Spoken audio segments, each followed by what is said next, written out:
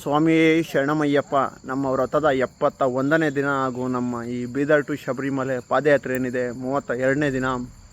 ನೋಡಿ ಹಿಂದೆ ಏನು ಕಾಣಿಸ್ತದೆ ಆಂಜನೇಯ ಸ್ವಾಮಿ ಟೆಂಪಲ್ಲು ಐನಹಳ್ಳಿ.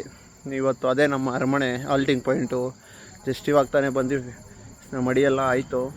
ಇನ್ನೊಂದು ಏನಪ್ಪ ಅಂದರೆ ಒಂದು 4 to 5 ಡೇಸಿಂದ ನಮಗೆ ಫುಲ್ಲು ನೈಟ್ ಆಗಿಬಿಡ್ತೈತೆ. ಆಲ್ಮೋಸ್ಟ್ ಕತ್ಲಾದ ಮೇಲೆ ದೇವಸ್ಥಾನ ರೀಚ್ ಆಗ್ತಾಯಿದ್ದೀರಿ ಹಾಲ್ಟಿಂಗ್ ಪಾಯಿಂಟು. ಬಸ್ ಟೈಮೇ ಸಿಗ್ತಾಯಿಲ್ಲ, ಏನಕ್ಕೆ ರಿಲ್ಯಾಕ್ಸ್ ಆಗಕ್ಕೂ.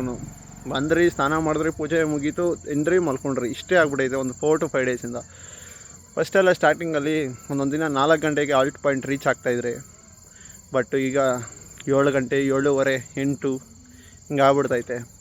ನಮ್ಮ ದೇಹ ಸಪೋರ್ಟ್ ಮಾಡ್ತಿಲ್ವೋ ಅಥವಾ ಕ್ಲೈಮೇಟ್ ಸಪೋರ್ಟ್ ಮಾಡ್ತಿಲ್ವೋ ಒಂದೂ ಗೊತ್ತಾಗ್ತಿಲ್ಲ. ನೋಡೋಣ ನಾಳೆ ಏನಾಗುತ್ತೋ.